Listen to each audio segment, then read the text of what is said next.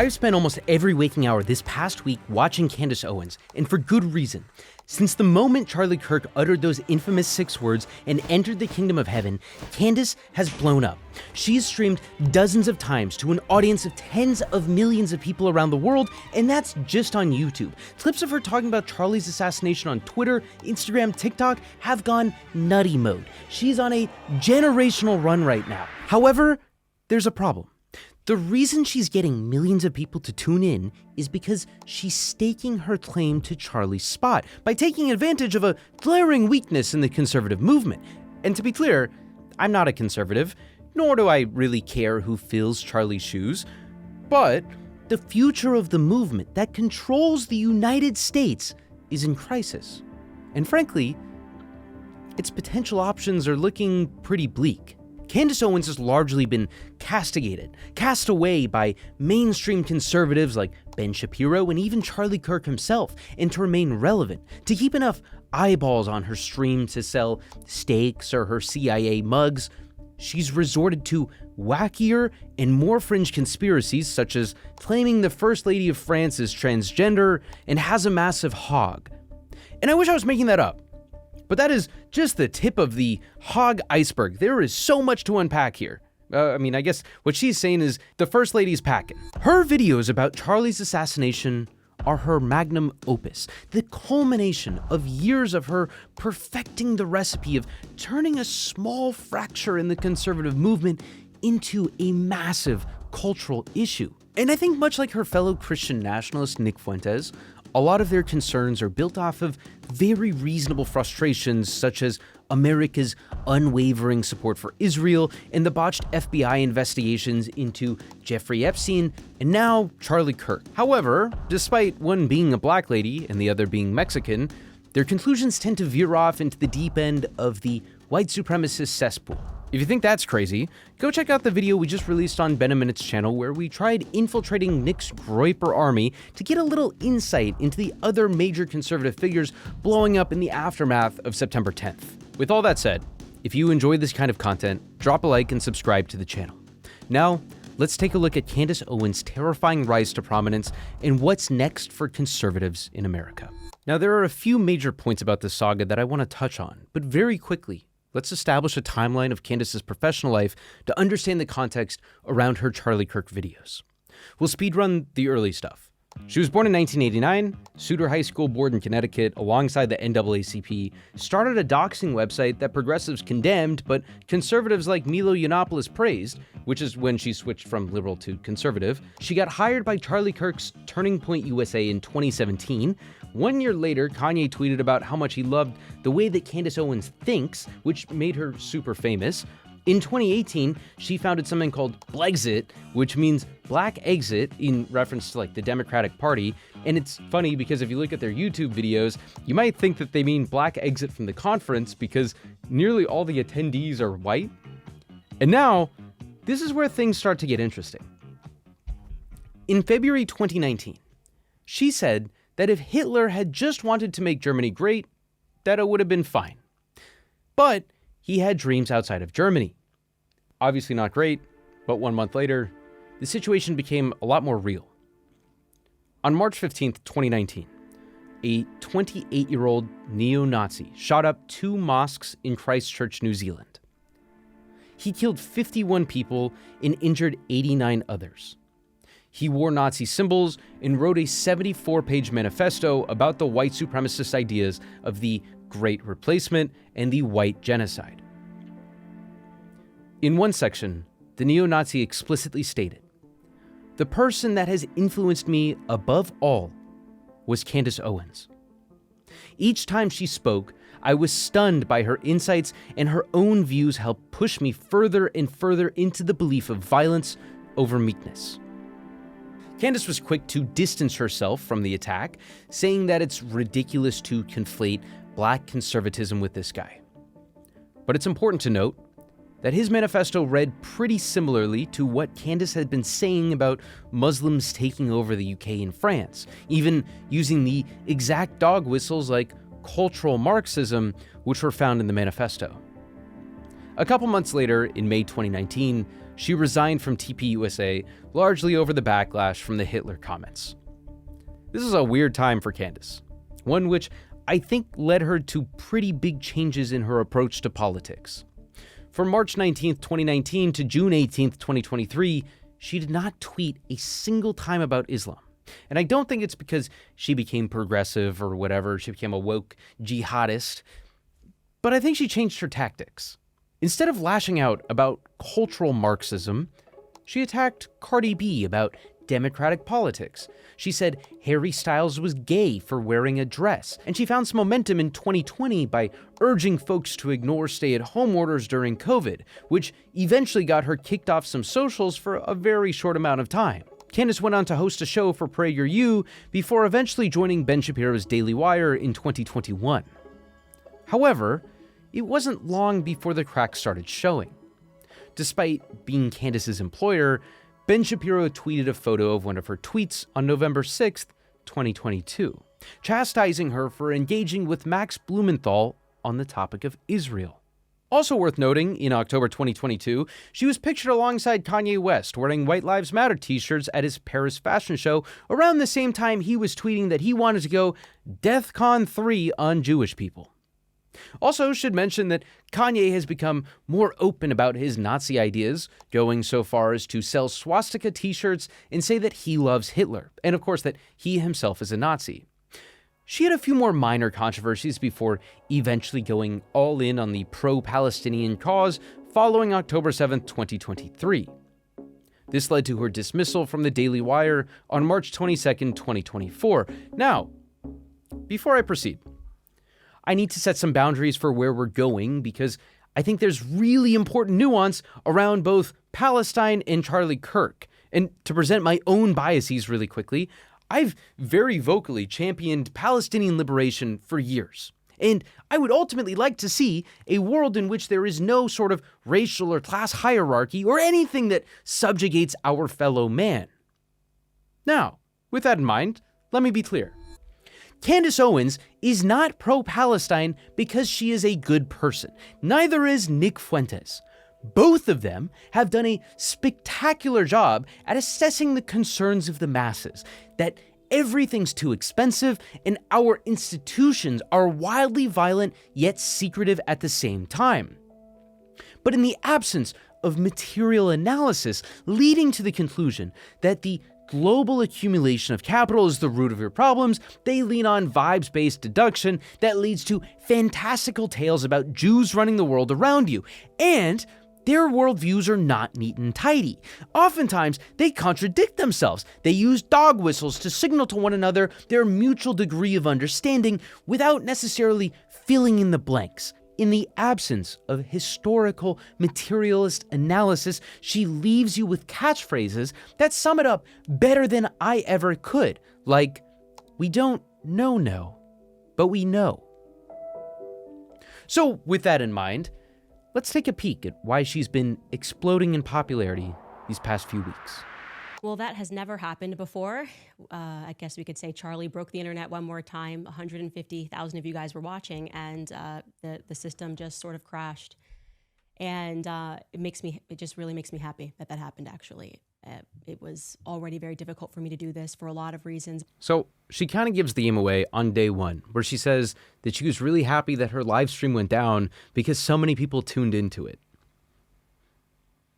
And you can see, I want you to think about this as we go through some of these videos, have this in mind. Now, listen, just on a human level, I'm sympathetic. Candace Owens probably was friends with Charlie Kirk. She probably did have a meaningful working relationship with him.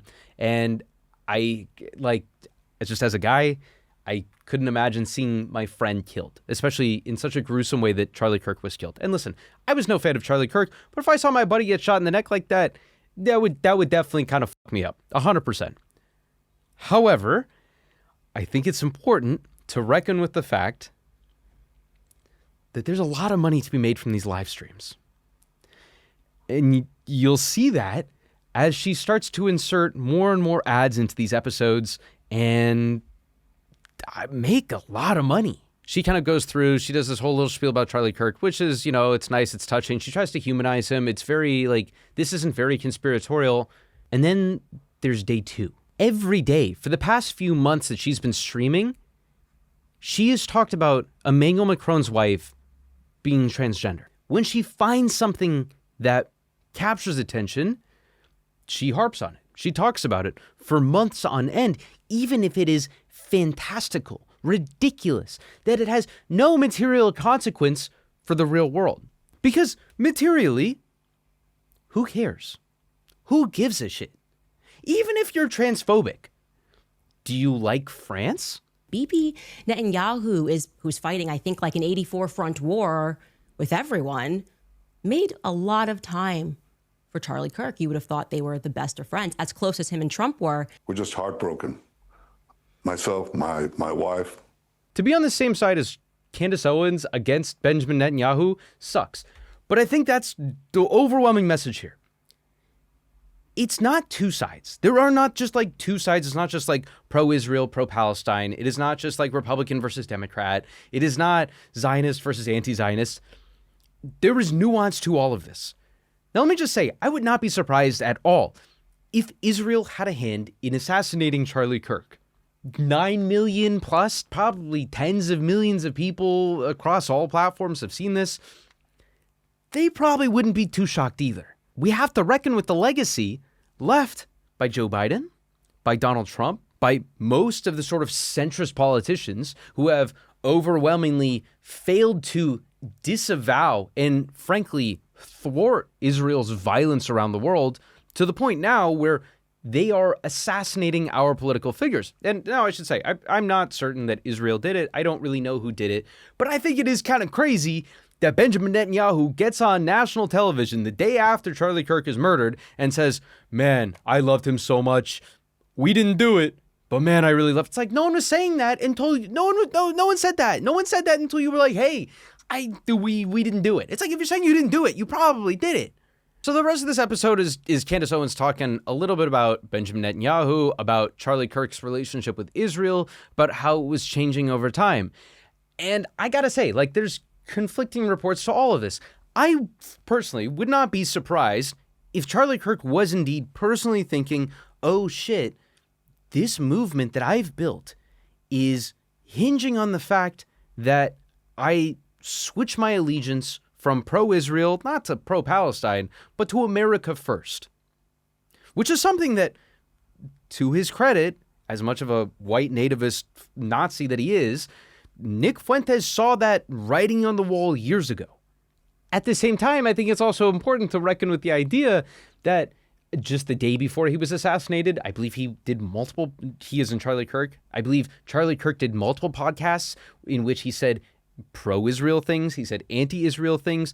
A couple weeks after his assassination, I believe he was supposed to debate Hassan Piker and take the pro-Israel side against Hassan. So, like, there are other parts of the story that don't fully point to one specific narrative. But again, I think that's kind of all of the nuance of the situation and why it's kind of frustrating when you have someone like Candace Owens take advantage of this in such a glaringly obvious way. But at the same time, I can't really fault her. Okay, so the next couple days, Candace goes in, she reviews different pieces of footage from the assassination. She gets exclusive photos, she gets exclusive texts, and then she shifts a little bit of her focus away from Israel. I don't think she's like saying that it wasn't Israel, but I think she shifts a little bit of her focus to TPUSA itself. You can see, slowed down here, he pulls out the chair, he stands on it, and yes, would be a big no-no for a crime scene. You don't move anything. He takes down the camera that is directly above where Charlie was sitting and would be able to provide, therefore, a lot of insight. And then you can see he kind of sits the camera onto the desk, and it looks like he removes the SIM card from it, or the SD card, if you will, which we're watching right here. Okay, so as you can see, in this episode, Candace Owens talks about a gentleman from TPUSA who goes up and takes down the camera that was sitting behind Charlie Kirk when he was assassinated. And she finds the guy, she reaches out to him, he's a TPUSA employee, and says, hey, why'd you do that? And he was like, oh, well, I wanted to secure the footage. I wanted to make sure that, no one stole it or something, and I could get it to the feds. And fitting with this idea that she doesn't trust the institutions in place, she says, why would you do that? We don't trust the feds. Now, again, I have to say, I generally agree. But it's because of the folks who she supports. The entire cabinet that she helped get into place is incapable of doing anything, and now she doesn't trust them. These are her folks. These are her people. And she's saying, well, we got them in power, but we can't trust them. It's like, what the man? And I said this, I said, I know nothing about the valve industry. All I know is that every time I start investigating a government conspiracy or looking into people that are really shady, like Harley Pasternak, thus far 3 people who I've investigated who oddly, either them or their families had backgrounds working in this very niche valve and piping industry, like manufacturers of valves and pipes. I'm like, is everybody doing that? This is very strange. Well, many of you emailed me something that was quite surprising. Maybe I'm just ignorant, but you let me know that this is a very niche industry. And by niche, I mean that you asserted that it implies major government contracts, likely the CIA.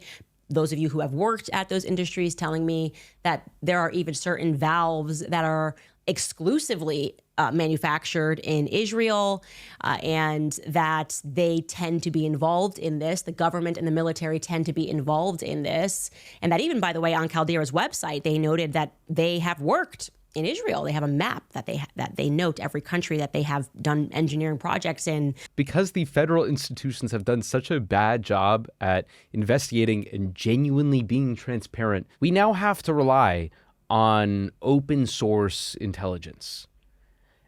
And more often than not, a lot of the tips are kind of outlandish. They're kind of just all over the place.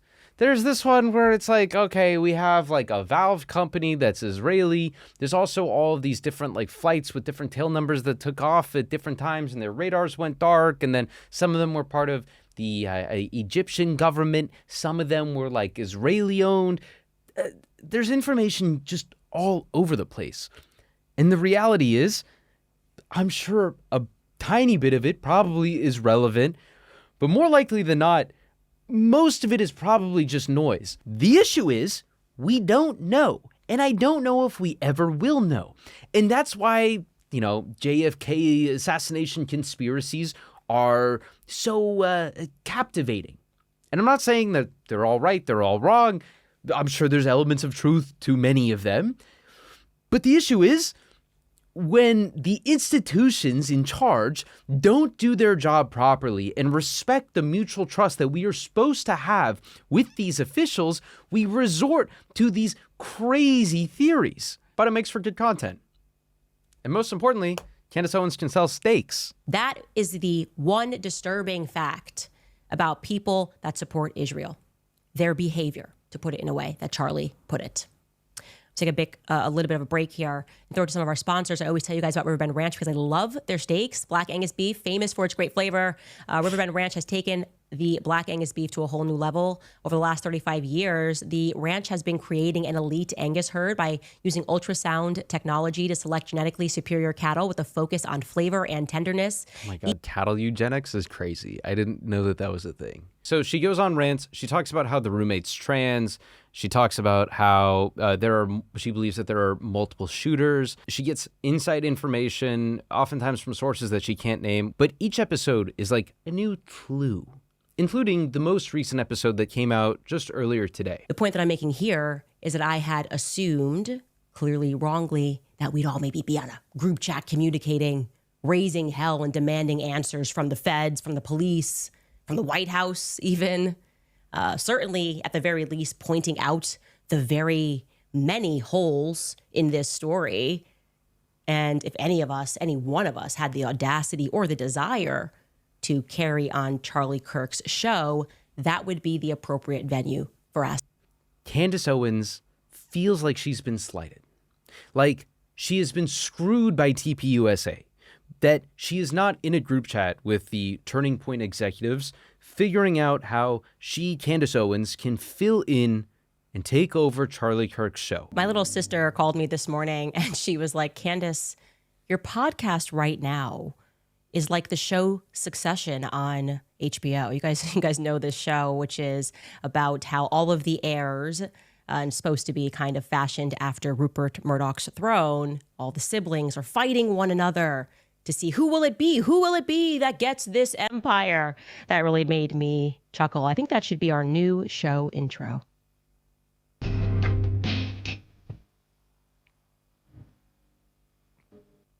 Now, they muted the music here because of YouTube copyright, but this really gives the game away. This is her saying, this is just a game. Yes, yes, yes. Who will succeed Charlie Kirk? Who shall inherit the Turning Point throne? She wants that spot. She wants that gig. She wants to be the new face of the conservative movement. The only real competition she has to being the face of the conservative movement is Nick Fuentes. And frankly, after doing a quick scroll through some of her Twitter replies, I think Nick has won. Because at the very core of conservative ideology, especially in the United States, is this idea, and it's kind of in the name itself, that you are not open to new ideas, new ways of doing things. And unfortunately, that tends to manifest in racism, in sexism, in homophobia. In this case, we got 2 out of 3. We got a black lady telling white Christian conservative men what to believe? Hell no. I guess we'll have to wait and see. I don't know what's going to happen in the next few days with this sort of investigation. There's a good chance that, she'll get millions more views every episode and she'll do pretty well. But at some point, I do think it will come crashing down. No matter how much Christian theology she can sprinkle in to try to win over the white conservative Christian male masses, at the end of the day, she is not them. So we'll see. We'll see what happens. My only real concern is that we'll have more folks like the guy in New Zealand who take out their manifestation of the worldviews presented to them by figures like Candace Owens by stealing away the lives of the most vulnerable folks in our society. That's terrifying. That's why it's a good day to become a socialist. Anyway, I love you guys. Thank you so much for watching. I hope you found some of this enjoyable. I have been going crazy this past week, so I hope it was not for naught. And yeah, I don't know. Up the IRA, free Palestine. I love you. I'll see you later.